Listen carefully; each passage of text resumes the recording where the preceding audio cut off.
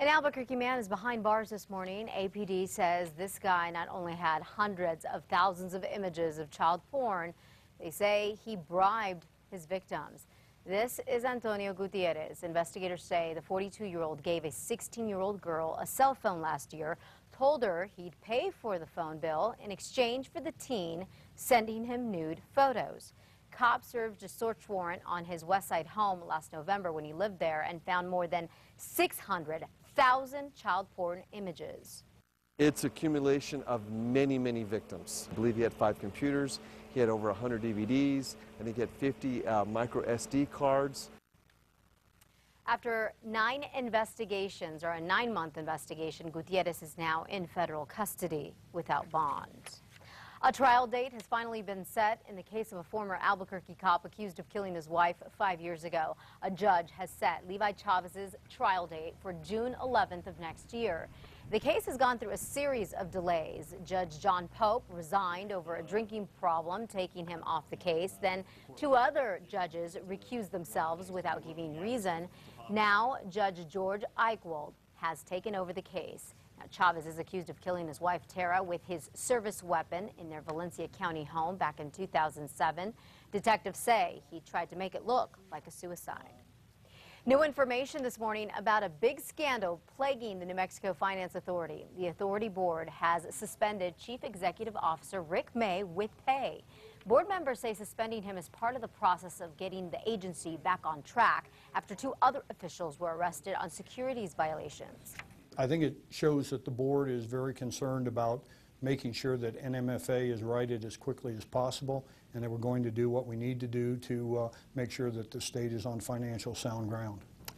COO John Duff is also suspended. He and former comptroller Greg Campbell were arrested on Wednesday. Investigators say they were involved in a fake audit that made the agency's revenue look stronger and hid the fact that the legislature weakened the agency's financial position by taking the money.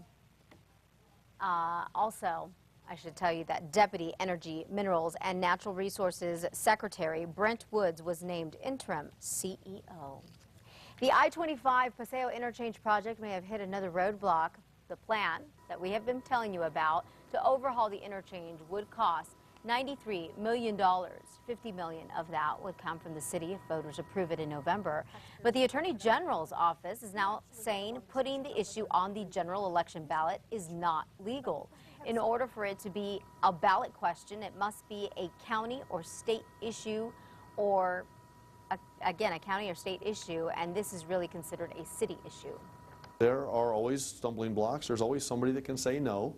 But the fact of the matter is we need to get it done. And as a mayor, I want to be on the front of driving that project forward, and we're going to do that. A final decision is expected to be made by the Secretary of State next week on what to do. Mayor R.J. Berry says he will work to make the project happen regardless by asking the City Council to fund it once again or by holding a special election in December. Heads up, parents, the Department of Health is asking you to vaccinate your kids before school starts. Officials say there's been a significant surge of pertussis in New Mexico. There are nearly 1,800 cases nationwide.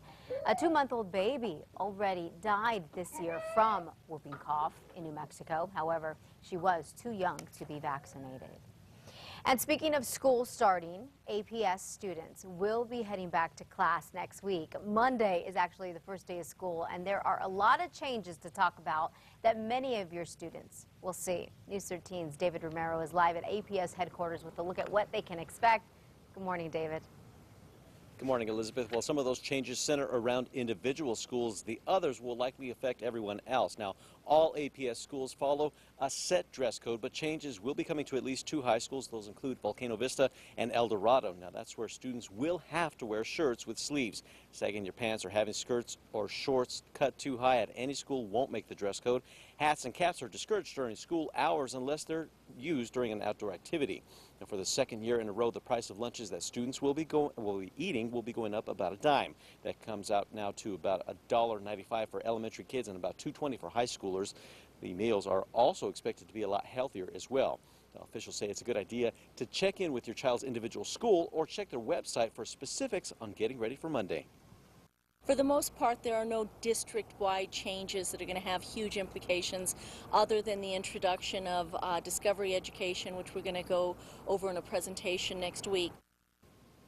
And district officials also tell us that they're going to have a big announcement coming out this afternoon that will affect lunches for students coming from low-income families, and they say it's all good news. Elizabeth, back to you. All right, a lot to know. Thank you so much for that, David. We'll be checking back with you in the next half hour or so.